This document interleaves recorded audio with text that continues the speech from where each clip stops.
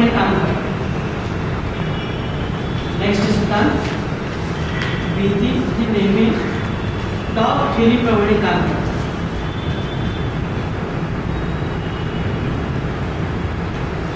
Top theory याला म्हटलं जातं प्रमाणे काम करते.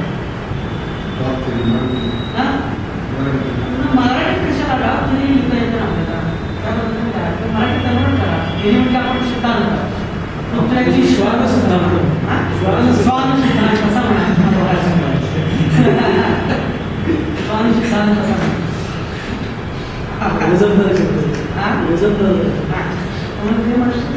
फक्त समजून घ्या काय आहे. तर भीतीचं प्रिन्सिपल काय आहे किंवा याला काय म्हणत होतं बघा, की डॉग थिअरी प्रमाणे काम करतं. म्हणजे काय करतं बघा, जेव्हा तुम्ही एखाद्या गल्लीमधून फिरत असता, एखाद्या कॉलनीमधून जात असता, त्यात समजा आचार्य तुम्ही एखाद्या पुत्राजवळून जात असाल तर ते तुमच्या समोर भुंकायला. मग भुंकत असताना जर समजा त्यामध्ये काय 3 प्रोसेस कशा होतात बघा. तर ते भुंकत असताना जर तुम्ही तसंच आहे तिथं थांबला तर ते कुत्र पुढे येत नाही, ते आहे तिथं थांबून भुंकायला. आणि जर तुम्ही मागं पळायचा प्रयत्न केला मग मात्र ते काय करतं बघा, तुम्हाला पाठलाग करण्याचा प्रयत्न करतात. आणि जर तुम्ही त्याला असं त्याला पळवायचा प्रयत्न केला किंवा तुम्ही जर पुढे गेला तर ते मात्र मग काय करत आहे, मागायचं. ते आपल्या नेहमीचा अनुभव आहे. एक्झॅक्टली त्याच प्रिन्सिपल प्रमाणे भीती काम करत असते. तुम्ही स्टेजला जेवढं घाबरता तेवढं ती स्टेज भीती तुमच्यावरती हवी होते. तुम्ही जर म्हणत असाल अरे स्टेज नको, मला तिकडे जायला नको, स्टेज नको, असं तुम्ही प्रत्येक वेळी स्टेजला जर घाबरत असाल तर मात्र स्टेज भीती तुमच्यावरती हवी होते आणि दिवसेंदिवस स्टेजबद्दलची भीती तुमच्यावरती वाढत होते. आणि तुम्ही जर पुढे सरकला स्टेज हे चल मी बोलू शकतो, मी करू शकतो, मी भाषण करू शकतो, बाकीचे बोलतात तर मला काय होतं, मी बोलणारच, मी करणारच, असं म्हणून तुम्ही 4 पाऊल पुढे सरकला तर ती स्टेज भीती 8 पाऊल मागे गेलेला असते. म्हणून तिथं भीतीला स्टेज भीतीवरती मात करायचं असेल तर एकच टेक्निक आहे, तर ते म्हणजे त्या भीती फेस करा. स्टेज भीतीला काय करा, वारंवार फेस करा, वारंवार स्टेजवरती जावा, वारंवार काय करा. The only way to kill stage fear is to face it often. म्हणजे स्टेज भीतीवरती मात करण्याचं एकमेव मार्ग काय, तर वारंवार स्टेजवरती जावा, वारंवार स्टेजच्या वरती जाऊन भाषण करण्याचा प्रयत्न करा. कारण का, आणखी वाटलेल्या वारंवार कृती केलेले भीती नष्ट होते. तुम्हाला ज्याची भीती वाटते ना ती वारंवार कृती करा. जेव्हा वारंवार कृती करता तेव्हा त्या कृतीमुळे त्याच्याबद्दलची भीती नष्ट होते.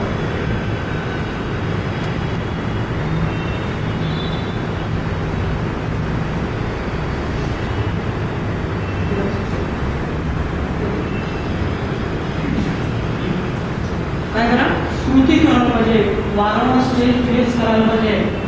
म्हणजेच आणखीन वाटलेल्या काय, भाषणाची संधी दौडू नका.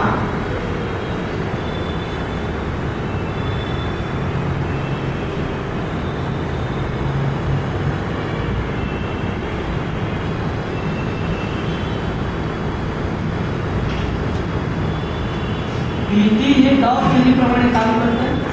तुम्ही जर घाबरला तर ते तुमच्यावरती अवलंबून होतं आणि तुम्ही जर पुढे सरकला तर ते मागे सरकतं.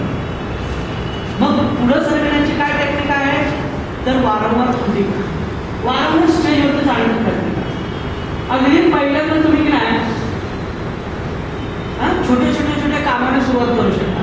जर भीती तुम्हाला वाटत असेल तर स्टेज जवळ बसा पहिला, त्याच्यानंतर मग स्टेजवरती वक्त्याला पाणी देण्याचा प्रयत्न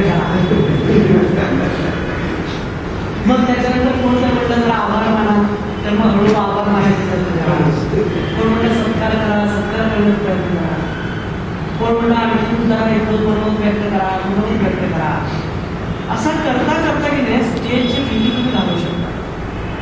ती एकमेव टेक्निक काय तर तुम्ही त्याचं फेस केल्याशिवाय, त्याचा सामना केल्याशिवाय, भीतीची सामना केल्याशिवाय भीती नष्ट होत नाही. म्हणून ते सामना करण्यासाठी ज्या ज्या संधी तुमच्या कॉलनीमध्ये उपलब्ध होतात, तुमच्या आजूबाजू उपलब्ध होतात, त्या संधीचं सोनं करण्याचा प्रयत्न करा. रिपीटेडली स्टेजवरती जाण्याचा प्रयत्न करा. नकार देऊ नका. मग त्याच्यामुळं तुमच्या आयुष्यातली स्टेज भीती निघून जाईल. समजलं का? तर हे तुम्हाला काम करायचं आहे. तर ॲक्च्युली स्टेज भीती घालवण्यासाठी काय वेगवेगळे टेक्निक्स आहेत. प्रत्यक्ष भाषणाला जाण्यापूर्वी घरामध्ये काय केलं पाहिजे, त्यानंतर स्टेजवरती गेल्यानंतर काय केलं पाहिजे, त्याच्यानंतर प्रत्यक्ष डायसवर आल्यानंतर काय करायला पाहिजे, आणि प्रत्यक्ष भाषण करताना काय केलं पाहिजे, याचा आपण नंतर बघूया. 5 मिनिट असते. घरामध्ये खालील क्रियाकलाप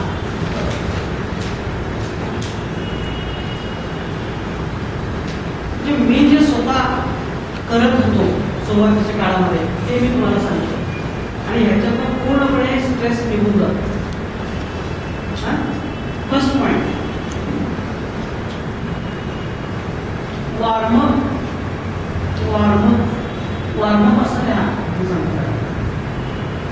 वॉर्मअप अधिक योगासन अधिक प्राणायाम. वॉर्मअपला आपण मराठीत काय म्हणू? कवायत. कवायत म्हणा. ज्याला करायचं तुम्ही द्या कवायत म्हणा. वॉर्मअप प्लस योगासन प्लस प्राणायाम. एक पॉईंट घेऊन मी तुम्हाला एक्सप्लेन करतो. त्यानंतर सेकंड, शरीर ताणून सैल सोडणे. शरीर ताणून सैल सोडणे. कंसामध्ये म्हणा 10 ते 12 वेळा. मोठमोठ्याने हसणे. त्याच्यानंतरचा पॉईंट, नेक्स्ट पॉईंट, मोठमोठ्याने हसणे. त्याच्यानंतर गरम पाण्याने आंघोळ करणे. गरम पाण्याने आंघोळ करणे. त्यानंतर ऑरेंज ज्यूस पिणे. ऑरेंज ज्यूस किंवा इलेक्ट्रॉल पिणे. त्यानंतर EFT करणे. EFT करणे. त्याच्यानंतर खाली पुष्पौषधी म्हणा. पुष्पौषधी.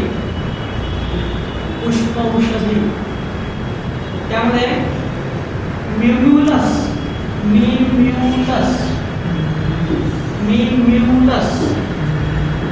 लिहिता येईल का?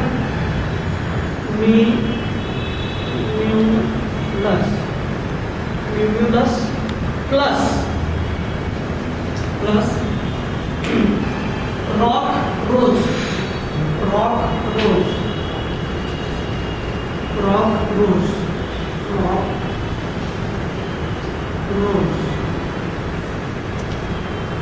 Plus large.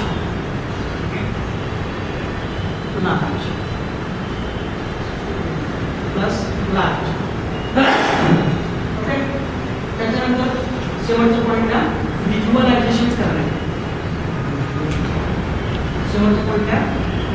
करणे. बघा, समजा आज तुमचं स्टेज शो आहे किंवा भाषण आहे, कुठं व्याख्यान द्यायला तुम्ही निघालेलं आहे, तर त्या भाषणाच्या भीतीने आपल्या शरीरामध्ये अनेक चेंजेस होतात. शरीरामध्ये स्ट्रेस हार्मोन्स क्रिएट होतात. चेहऱ्यामध्ये एक तणाव निर्माण होतो. मनामध्ये एक प्रकारची अस्वस्थता निर्माण होते. भाषेमध्ये या सगळ्या गोष्टी घडतात. मग हे जर तुम्हाला काढून टाकायचं असेल तर याची तर कुठलीही 1-2 क्रिया तुम्ही करू शकता. सगळेच असं नाही, 1-2 कुठलीही क्रिया तुम्ही करू शकता. आता उदाहरणार्थ असं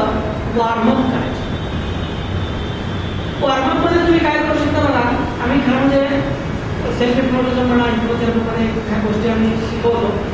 फक्त जंप घ्यायचे आणि जंप घेता घेता श्वास घ्यायचा आणि श्वास सोडायचा.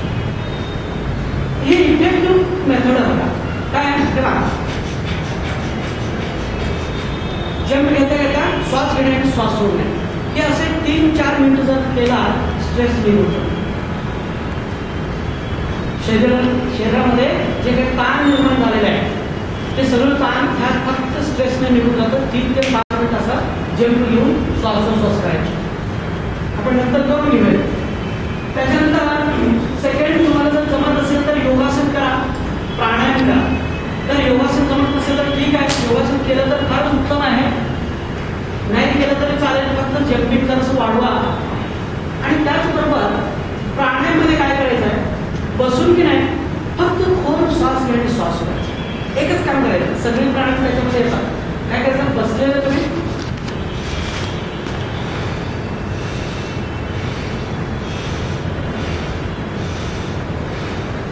कंटिन्यू असे 3 ते 5 मिनिटं डीप ब्रिदिंग करा. ह्या ब्रिदिंगवर सगळं स्ट्रेस निघून जातं आणि जे काही डोक्यामध्ये जे स्ट्रेस हार्मोन्स किंवा मेंदूमध्ये जे न्यूरोट्रान्समीटर इम्बॅलन्स झालेले आहे ते न्यूरोट्रान्समीटर व्यवस्थित काम करायला लागतात. शरीरातलं स्ट्रेस हार्मोन्स ते बॅलन्स होतात. फक्त ब्रिदिंग करा, एकदम ऊर्जा मिळते आपल्याला. 5 मिनिटाच्या ब्रिदिंगने प्रचंड ऊर्जा मिळते. त्यामुळे हे ब्रिदिंग प्राणायाम म्हणजे ब्रिदिंग करायचं, श्वास घेणे श्वास. एकच टेक्निक केला तर बसतात. त्याच्यानंतर शरीर ताणून सही हळवा असं झोपा आणि झोपून काय करायचं, शरीर असं जोरात ताणायचं, ताणून धरायचं जेवढं जास्त तुम्हाला धरता येईल तेवढं. आणि पण पूर्ण पुन्हा ताणून धरायचं थोडा वेळ आणि पुन्हा असे 10 ते 15 वेळा केल्यानंतर तुमच्या शरीरामध्ये टेन्शनमुळं काही स्ट्रेस हार्मोन्स जे तयार होतात, जे बॉडीमध्ये जे स्टिफनेस तयार होते ते पूर्णपणे निघून जातं आणि एकदम रिलॅक्स बॉडीमध्ये तुम्ही बिंदासपणे करू शकता. शरीरामध्ये तयार झालेले तणाव काढून टाकण्यासाठी योगासन, वार्मअप आणि शरीर ताणून सोडणे, सैल सोडणे, ताणून करणे, सैल सोडणे, ही प्रोसेस खूप छानपैकी काम करते. हे करायचं.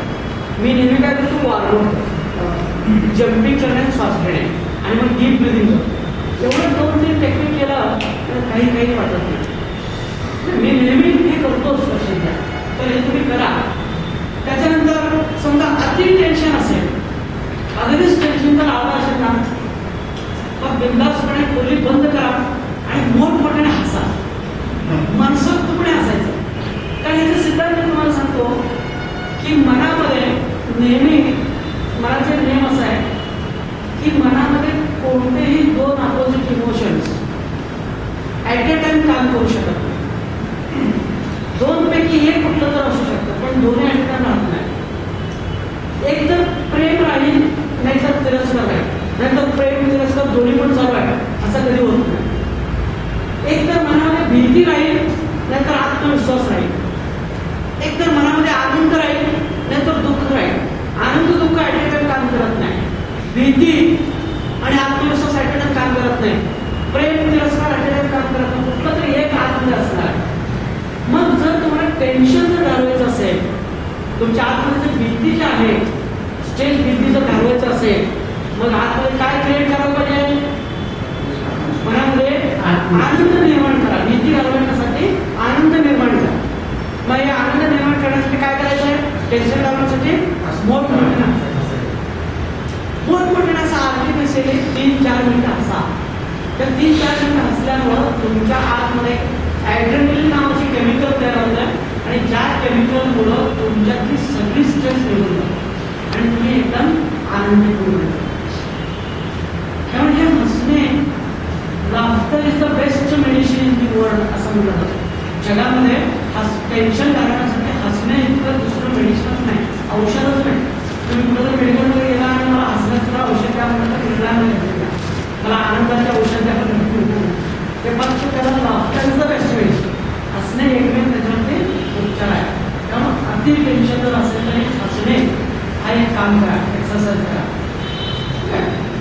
त्याच्यानंतर गरम पाण्याने तुम्ही आंघोळ करू शकता. हे सगळं वार्मअप झालं ना, मस्त गरम पाण्याने आंघोळ करा, एकदम फ्रेश वाटतं.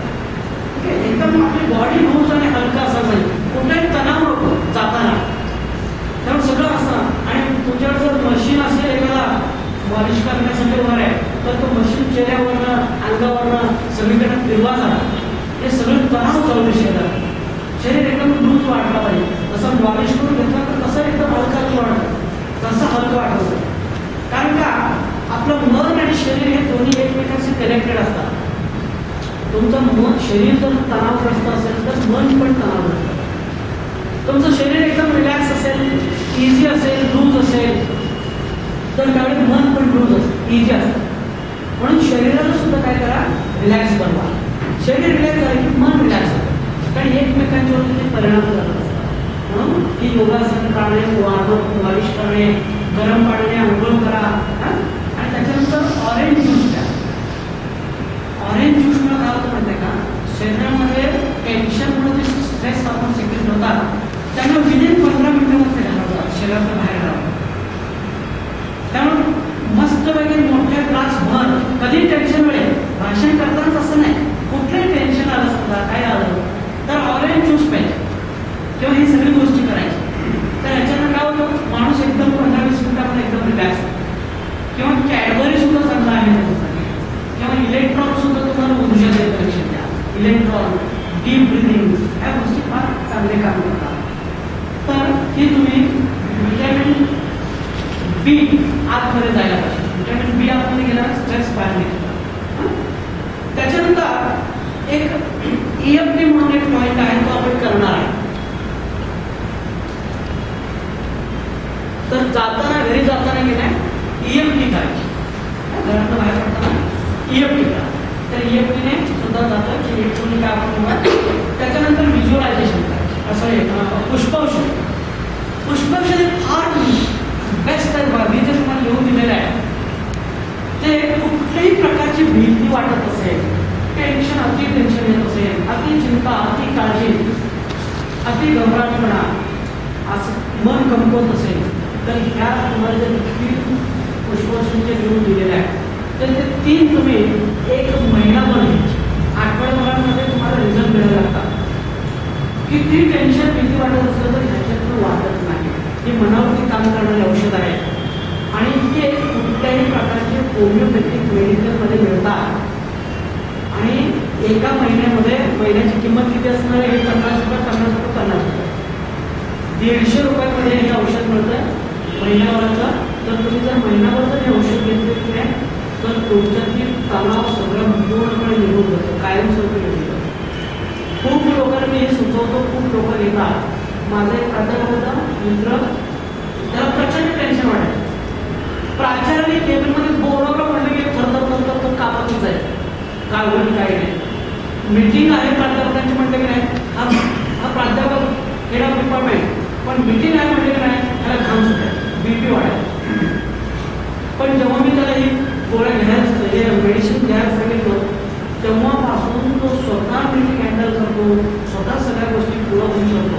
भीती म्हणून चीज त्याच्यामध्ये काढलेलीच नाही. पण हे भीतीवरती काम करायला हे औषध फार चांगले आहे. हां, हे कसं आहे, लिक्विडच्या रूपामध्ये मिळतात, तुम्हाला बॉटलीमध्ये ते भरून देतात आणि ते एका ग्लास पाण्यातनं 4-4 थेंब, सकाळी 4 थेंब आणि संध्याकाळी 4 थेंब घ्यायचे.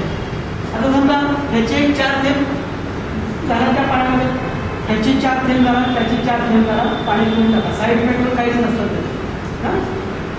असं सकाळी एकदा आणि संध्याकाळी एकदा घेतल्याला टेन्शन, भीती, चिंता, काळजी ह्याच्यामध्ये काय नसतं.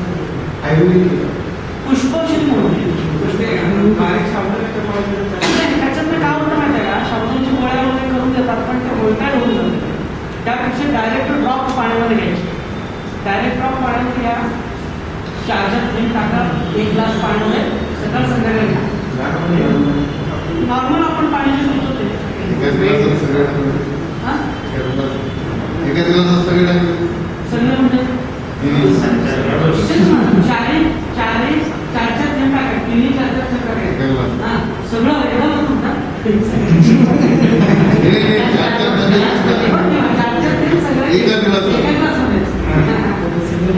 त्याचा पुष्पौषधीचा एक उपयोग असा आहे की तुम्ही जर म्हणा किंवा सगळं आपण घातलीच वाटतं तसं ते काम करत नाही. 4 थेंब घेतला काय तर 1 लिटर पिला काय, रिझल्ट तेवढेच मी दिला. फक्त इथं कसं आहे, तुम्ही किती वेळा घेता त्याच्यावर जास्त रिझल्ट. तुम्ही एकदाच घेतला 4 थेंब आणि एकदाच घेतला 1 लिटर, रिझल्ट तीच मिळणार. पण ते जर तुम्ही 4-4 थेंब असं 3-3 तासाच्या अंतराने किंवा सकाळ दुपार संध्याकाळ असं घेतला तर त्याचे रिझल्ट खूप छान मिळतात. अगदी आठवण मला पण तुमच्या लक्षात येईल किंवा जिथं जिथं मन आपल्याला घाबरत होतं, आपण करू शकत होतो, टेन्शन होत होतो, ते आता टेन्शन शिल्लक राहणार. होमिओपॅथीच्या मेडिकलमध्ये कुठेही मिळतं पुष्पौषध, हे मात्र काय नाव घेऊन द्यायचं, एवढं काय म्हणायचं ते तुम्हाला पाहिजे तसं देतात. जर समजा तुम्ही जर त्यांना म्हणता की मला 2 महिन्याची द्या, तर ते मोठ्या वाटणीमध्ये भरून देतात. 1 महिन्याचं त्यामध्ये एका महिन्यामध्ये बसून कुठल्याही घेतलं त्याचा काही साईड इफेक्ट काहीच नाही. पण एकमेव औषध आहे की मनावरती काम करतात. इतर कुठली औषध मनावर काम करत नसतात, पण हे पुष्पौषध मनावर काम करतात.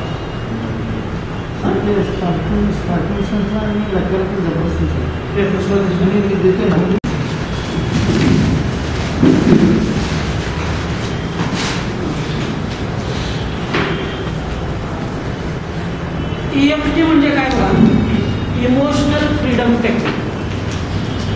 इमोशनल फ्रीडम टेक्निक म्हणजे काय की अलीकडच्या काळामध्ये सायंटिस्ट लोक ताण तणाव भीती नैराश्य काढून टाकण्यासाठी ही टेक्निक वापरतात. कुठल्याही प्रकारची भीती जी आहे ना, अगदी 5 ते 10 मिनिटांमध्ये ही टेक्निकने जातात. कित्येक वर्षाची भीती जबरदस्त टेक्निक आहे. इमोशनलशी रिलेटेड सगळे प्रॉब्लेम त्याच्यातून ठरवतात. पण यामध्ये सिद्धांत काय आहे, तर एक सतत आपल्या शरीरामध्ये एक प्रकारची कॉस्मिक ऊर्जा वाहत असते आणि कॉस्मिक ऊर्जा वाहत असताना आपल्या शरीरामध्ये सूक्ष्म शरीरामध्ये एकूण 72,000 नाड्या असतात. आणि नाड्या म्हणजे काय, ही ऊर्जा वाहून येणारी केंद्र एकूण 72,000 नाड्या असतात. तर ह्या नाड्यांच्या मधून जोपर्यंत कॉस्मिक ऊर्जा व्यवस्थितपणे वाहणार आहे किंवा वाहत असते, तोपर्यंत माणसं कुठल्याही प्रकारची ताणतणावाला बळी पडत नाही. माणसं नेहमी आनंदी असतात, हसत खेळत असतात, निरोगी असतात, मस्त मजेत असतात. पण जर ते डिवाईन ऊर्जा वाहत असताना आपल्या शरीरामध्ये काही अडथळे निर्माण होत असतील, काही ब्लॉक्स निर्माण होत असतील, ती ऊर्जा व्यवस्थितपणे वाहत नसेल, त्याचं सर्किट कंप्लीट होत नसेल, मग मात्र माणूस कोणत्या ना कोणत्या तणावाला बळी पडतो. टेन्शन, ताण तणाव, भीती, नैराश्य, चिंता, काळजी हे जे माणसामध्ये वाढतात, त्या वाढण्यामागचं एक कारण काय आहे, तर ती डिवाइन पॉवर कॉस्मिक ऊर्जा आपल्या शरीरामध्ये व्यवस्थित वाढते. म्हणून या EFT टेक्निकमध्ये काय शिकवलं जातं, तर शरीरामध्ये एकूण 12 पॉईंट्स आहेत. आपल्या शरीरामध्ये एकूण 12 पॉईंट्स आहेत. त्या पॉईंट्समध्ये कुठंतरी ऊर्जा ब्लॉक होते आणि जर तुम्ही या पॉईंट्स जर टॅप केला, या पॉईंट्स जर तुम्ही स्वच्छ केलं समजा, तर त्यावेळी त्या शरीरामध्ये ऊर्जा वाहण्यामध्ये जे अडथळे निर्माण झालेले आहेत, त्या अडथळे पूर्णपणे निघून जातात. आणि एकदा का ते अडथळे निघून गेले की मग मात्र माणूस पुन्हा आनंदी होतो. माणूस पुन्हा भीतीपासून, टेन्शनपासून, ताणतणावापासून मुक्त होतो. म्हणून जगभर आज EFT नावाच्या टेक्निकला खूप महत्त्व दिले गेले. EFTने एकतर इन्स्टंट रिझल्ट आहे आणि कुठल्याही प्रकारची इमोशनल गोष्टीवरती ते काम करतं. मग ते 12 पॉईंट्स कुठले कुठले आहेत ते आपण पहिल्यांदा समजून घेऊया. तुम्हाला मी एक चार्ट पण देणार आहे, त्या चार्टमध्ये सगळे 12 पॉईंट्स आहेत. तर पहिलं समजून घ्या. फर्स्ट पॉईंट आहे इथं मध्ये, त्यानंतर सेकंड पॉईंट आहे त्या ठिकाणी डोक्यावर बरोबर मध्ये. त्यानंतर थर्ड पॉईंट आहे आयब्रोच्या सुरुवातीला, डोळ्यांचे जे उघडे आहेत ना, हे याच्या सुरुवातीला, आयब्रोच्या सुरुवातीला. त्यानंतर नेक्स्ट पॉईंट आहे त्या ठिकाणी डोळ्यांच्या बरोबर या लाईनला थोडंसं वर. त्याच्यानंतर पॉईंट आहे डोळ्यांच्या खाली, गालावर नव्हे, डोळ्यांच्या खाली जास्त. त्यानंतरचं पॉईंट आहे नाकाच्या खाली, नाकाच्या खाली त्या ठिकाणी पॉईंट आहे. आणि नंतरचं पॉईंट आहे इथं. आणि त्याच्यानंतरचं पॉईंट आहे कॉलर बोनच्या आहे, कॉलर बोनच्या जस्ट खाली त्या ठिकाणी. कॉलमवरती जास्त. आणि मग तिथून पुढं जो पॉईंट आहे 4 बोट सोडायचं टाक्यापासून आणि बरोबर 5व्या बोटावरती तो पॉईंट आहे. 5व्या बोटावरती सरळ रेषेचा पॉईंट आहे. ठीक आहे, इथला पॉईंट आहे. बोथ साईड, एक साईड केलं तर चालेल किंवा बोथ साईड केलं तर चालेल. तिथं पॉईंट आहे. त्यानंतर या बोटाच्या या बाजूने पॉईंट आहे. नखाचं जिथं सुरुवात होते ना तिथं. त्यानंतरचं पॉईंट आहे इथं शेवटच्या बोटाच्या आतल्या बाजूने. आणि नेक्स्ट पॉईंट आहे शेवटचे 2 बोट जे आहेत त्याच्या त्याची याड. मग अशा पद्धतीने एकूण 12 पॉईंट्स. मग जेव्हा तुम्ही ह्या पॉईंट्स टॅप करता, टॅप करणे म्हणजे काय, असं त्याचं बडवणे, असं टॅप करणे. हे जेव्हा तुम्ही पॉईंट टॅप करता ना तेव्हा तिथं जी काही ऊर्जा साठलेलं आहे, ब्लॉक झालेलं आहे, ती ऊर्जा रिलीज होते. आणि एकदा ते रिलीज झाले की नाही मग त्यापासून जे काही टेन्शन, ताण तणाव आहे ते सगळं मोठं आपण काय काही मिनिटांमध्ये याचा अनुभव घेणार आहे. मग हे करत असताना प्रोसिजर समजून घ्या. पहिल्यांदा तुम्हाला ज्याच्याबद्दल भीती वाटते, फॉर एक्झाम्पल आज आपण स्टेजबद्दलच घेणार आहे. तुम्हाला ज्याच्याबद्दल भीती वाटते ना ते 3 वेळा खोल श्वास घ्यायचा. पहिल्यांदा 3 वेळा खोल श्वास घेऊन समजा तुम्हाला स्टेज क्लिअर वाटत असेल तर स्टेजबद्दल मनामध्ये असं विचारा की मी स्टेजवरती आहे तर मला आता किती भीती वाटतं स्टेज.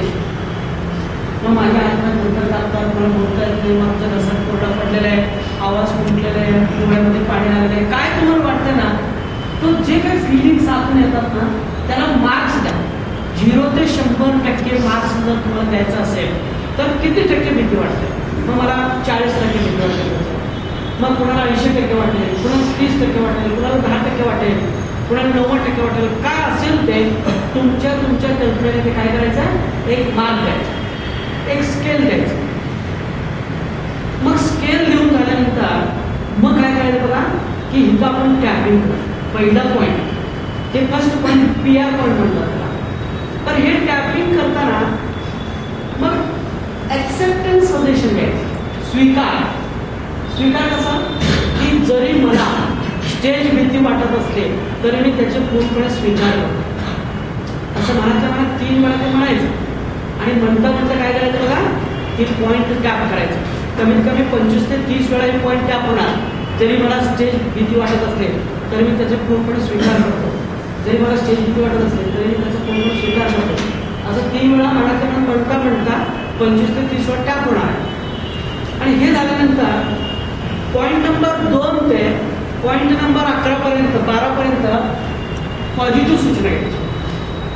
पॉझिटिव्ह सूचना म्हणजे काय की माझ्या मनावर पूर्ण नियंत्रण आहे. मी नंतर तुमच्याकडे सगळ्यांची करून माझं माझ्या मनावर पूर्ण नियंत्रण आहे. त्याच्यानंतर मी एक खूप चांगलं वक्ता आहे, माझ्यामध्ये खूप चांगली वक्तृत्व कला आहे, माझं खूप चांगलं वक्तृत्व कला आहे. मी जगातलं कोणत्याही स्टेजवरती भाषण करू शकतो, माझ्यामध्ये जबरदस्त आत्मविश्वास वाढलेला आहे, माझ्यामध्ये प्रचंड कम्युनिकेशन स्किल आहे, खूप छान कम्युनिकेशन स्किल आहे. माझ्यामध्ये एक्सप्लेन करण्याची क्षमता आहे, एखादा मुद्दा पटवून सांगण्याची क्षमता आहे, मी खूप चांगला वक्ता आहे, मी प्रभावी वक्ता आहे. दिवसेंदिवस माझ्यातील वक्तृत्व कला अधिकारी वाढत चाललेलं आहे. या पद्धतीने 12 पॉईंट्स टॅप करत वक्तृत्व कलेसंबंधी काही पॉझिटिव्ह सूचना घ्यायची. पहिला पॉईंट येतात ॲक्सेप्टन्स करायचं. सेकंड पॉईंटमध्ये पासून 12 पॉईंटपर्यंत काय करायचं, पॉझिटिव्ह सूचना घ्यायची. बघा प्रोसिजर मी पुन्हा तुम्हाला सांगतो. पहिला पॉईंट इथं आहे, सेकंड इथं आहे, थर्ड इथं आहे, 4, 5, 6, 7, 8, 9 बरोबर. त्याच्यानंतर 10, 11 आणि 12 एकूण 12 पॉईंट्स. पहिला पॉईंट फक्त ॲक्सेप्टन्स आणि सेकंड टू 12 पॉईंटपर्यंत काय करायचं, पॉझिटिव्ह सजेशन. समजलं का बघा. त्याचीच ही चीनी लोकांचीच विद्या आहे. ह्याला फक्त EFT म्हटलं जातं. हे इमोशनलशी रिलेटेड सगळ्या गोष्टी घालवतात. तुम्ही कुठल्याही लोकांना भीती जर असेल त्याला सांगायचं हे तेवढं पॉईंट त्याला तर म्हणायचं संपलं. ते भीती काय सोपी निघून भीती जर मी चुकी झालं त्या टेक्निक समजले का बघा. आता आपण सगळे करायचं. तुमची वेगवेगळी भीती असेल तुम्ही त्या वेगवेगळ्या भीतीचा नंतर घरामध्ये करा. पण आता आपण स्टेज फिअरबद्दल ती करून घेऊया. तेच मला पण 3 वेळा रिपीट करा. ते फक्त तुम्हाला पॉईंट सांगत जातो त्यांचे काढून असं. तुम्ही जरा पॉइंट्स बोला मग असे मी बोलतो की चला ते पॉईंट झाला. नेक्स्ट पॉईंट कुठं आहे? आयब्रो. तर आयब्रो हां गुड गुड. नेक्स्ट सूचना घ्या. कुठली सूचना केव्हाही घेतलं तर चालेल. हेच पाहिजे तेच पाहिजे असं काही नाही. कुठली सूचना घ्या. Next point eyebrow.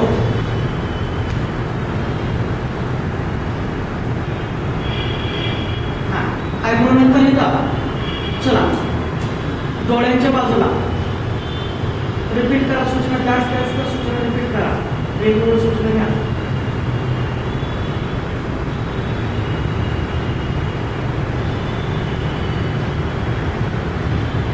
चला next under the I.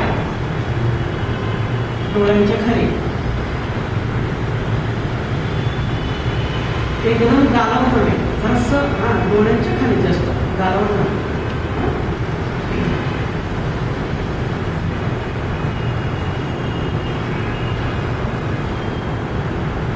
Repeat the suggestion. Same suggestion repeat करा. रिपीट जास्त मनामध्ये करा. हेच पाहिजे तेच पाहिजे असं काही नाही. तुम्हाला जे आवडेल ते सुद्धा घेऊ शकता. सगळे घ्या. चला next under the nose.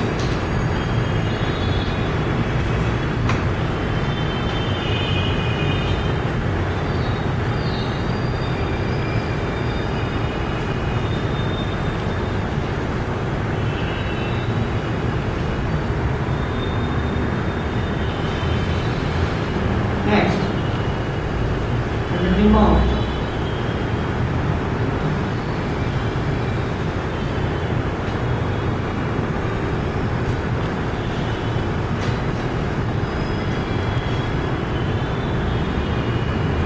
Next इथं कॉलरबोनच्या खाली.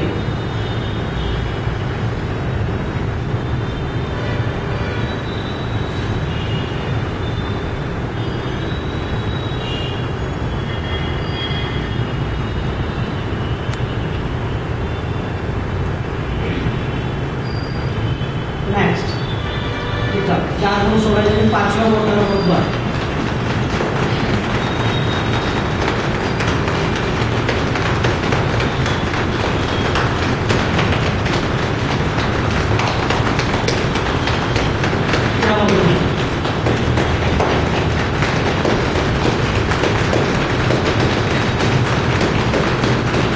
सूचना मला रिपीट करायचं. सूचना रिपीट करत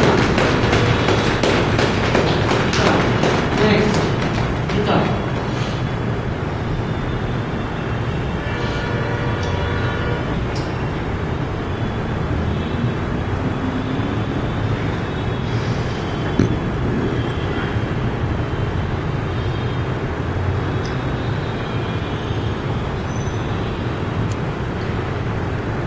नेक्स्ट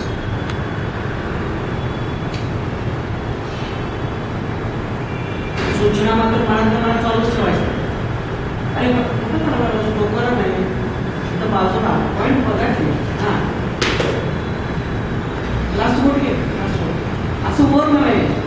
डोळ्यावरून चुकीचे करू नका. डोळ्यावरून बघा. इथं साईडला वर नव्हे. तुम्ही वर करायला संदर्भ विचारायचं. साईडला करा. साईडला आतल्या बाजूला. ओके चला त्याच्यानंतर तिथं शेवटचे ते 2 बोट आहेत त्याच्या टोकाजवळ वरच्या बाजूला सगळ्या सूचना रिपीट करा. त्याच सूचना पटपट रिपीट करा आणि त्याचा अर्थ समजून घ्यायची. सूचनाचा अर्थ काय ते आतल्यात अर्थ समजून घेऊन ते रिपीट करा.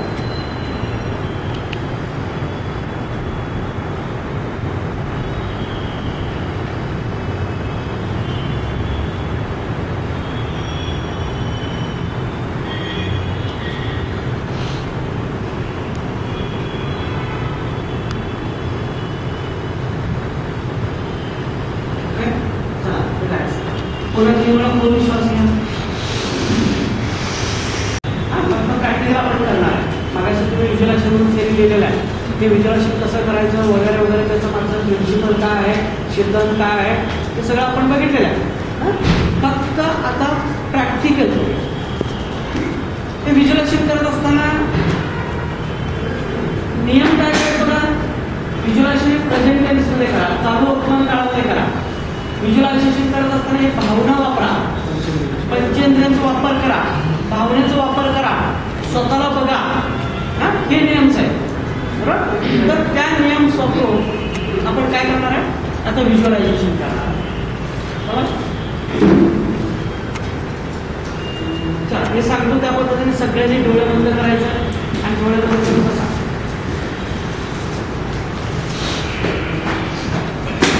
तीन वेळा खोल श्वास घ्या, पूर्ण रिलॅक्स करा शरीर.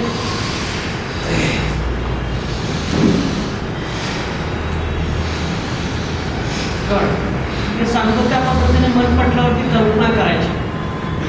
तुम्ही ज्या पद्धतीने मन पटल्यावरती कल्पना करता आणि ज्या कल्पना चित्र तुमच्या मनपटलावरती स्पष्ट होतात, घडत होतात,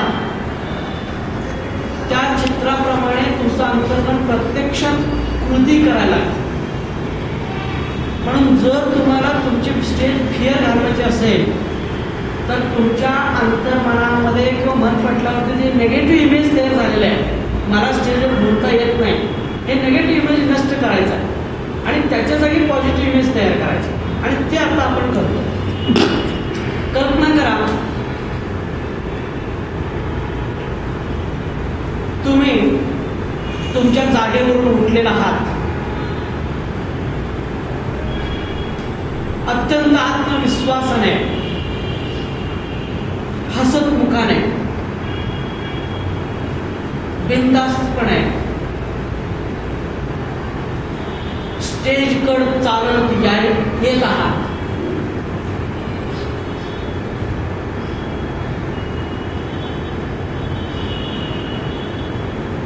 पहा तुम्ही स्टेजवरती उभे आहात,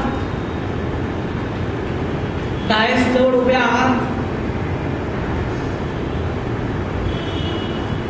तुमच्या समोर लोक बसलेले आहेत, प्रेक्षक बसलेले आहेत.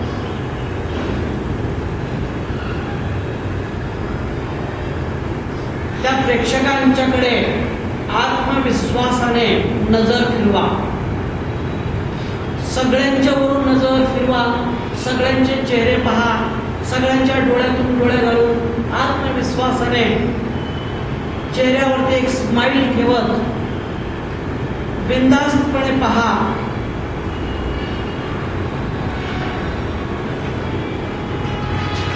पॉझिटिव्ह इमोशन्स वापरा, बिनधास्तपणे पहा, स्माइल, कॉन्फिडन्स.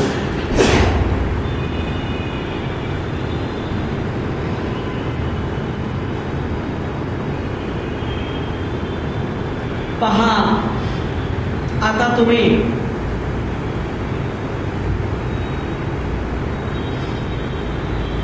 एखाद्या रिस्पॉन्स देणाऱ्या व्यक्तीकडे पाहून खणखणीत आणि दणदणीत आवाजामध्ये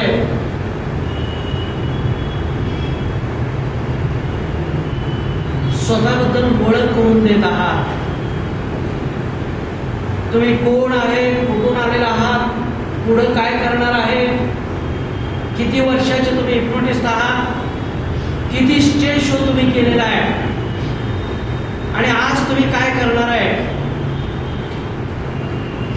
याच्या संबंधित तुमच्या समोरील प्रेक्षकांना अत्यंत कॉन्फिडेंटली समजून सांगत आहात, पटवून देत आहात. जेणेकरून 15-20 वर्षाच्या अनुभवी हिप्नोटिस्ट प्रमाणे, वक्तेप्रमाणे तुम्ही भाषण करत आहात. पहा स्वतःला, खूप बिनधास्तपणे बोलत आहात. तुमची बॉडी पूर्णपणे रिलॅक्स आहे, लूज आहे, शरीराची हालचाल कॉन्फिडंट आहे, चेहऱ्यावरती आत्मविश्वास आहे, स्माइल आहे, मनामध्ये एक उत्साह आहे, आनंद आहे आणि बिनधास्तपणे बोलत आहात, सहजपणे बोलत आहात, नैसर्गिकपणे बोलत आहात. बोलत राहा, मांडत राहा, प्रत्येक मुद्दे पटवून सांगत राहा.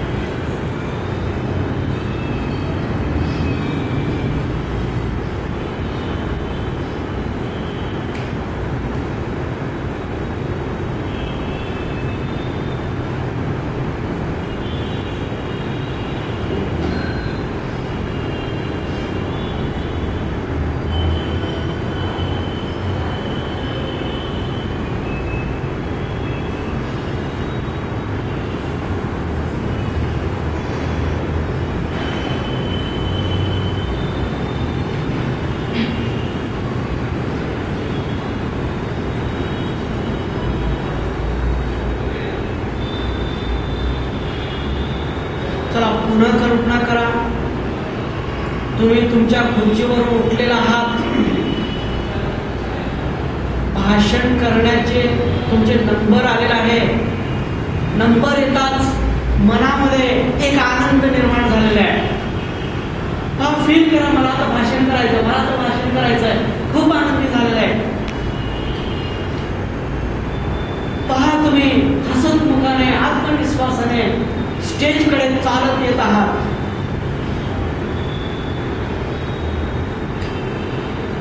आता तुम्ही डायसवर आहात, डायस जवळ आहात. डायसची मदत घेतलेली नाही.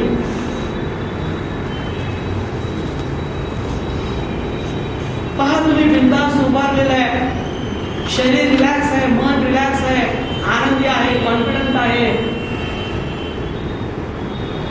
जेणेकरून 15-20 वर्षाच्या एखाद्या वक्त्याप्रमाणे तुमची बॉडी लँग्वेज आहे. सगळ्यांच्याकडनं नजर फिरवा, आत्मविश्वासाने पहा सगळ्यांच्याकडे.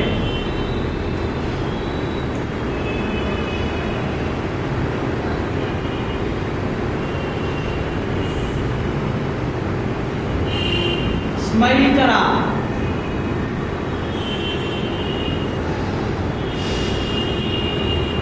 आता तुमच्याबद्दल अत्यंत उत्कृष्टपणे बोलण्यास सुरुवात करा. कॉन्फिडेंटली सुरुवात करा. व्यवस्थितपणे मांडणी करा. लोकांना मंत्रमुग्ध करा.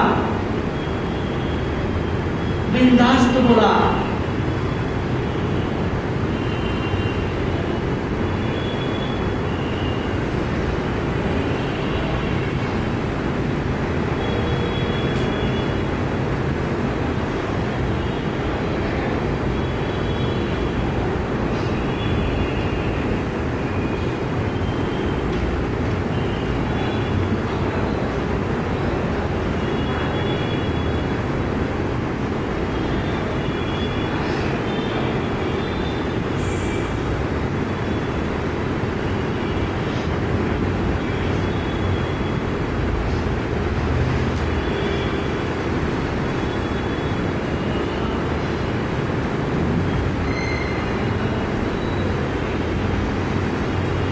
पुन्हा पुन्हा ते रिपीट करा. आणखीन एक वेळा रिपीट करा. भाषण करण्यासाठी तुम्हाला बोलवण्यात आलेले आहे आणि मनामध्ये एकदम तुम्हाला आनंद झालेला आहे. मला आता भाषण करायचं आहे. खूप आनंदित झालेला आहे. पहा, तुम्ही हसतमुखाने, आत्मविश्वासाने उठून येत आहात. पुन्हा तुमच्या तुम्ही रिपीट करा. क्लिअर कट पहा, व्हिज्युअलाइज करा, पंचेंद्रियाचा वापर करा, भावनेचा वापर करा. स्वतःला पहा, पूर्ण रंगवा.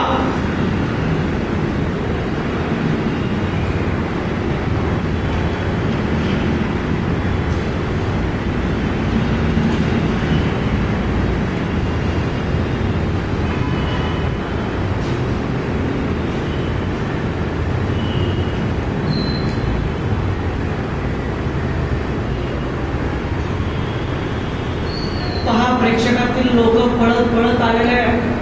तुमचे अभिनंदन करत आहेत, स्तुती करत आहेत. तुम्ही खूप छान बोलला, मस्त बोलला.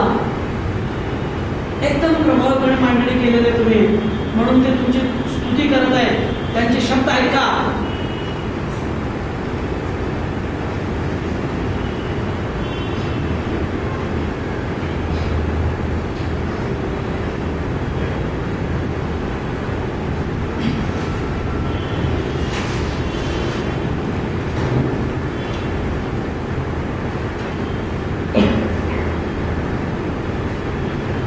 पहा, तुम्ही एका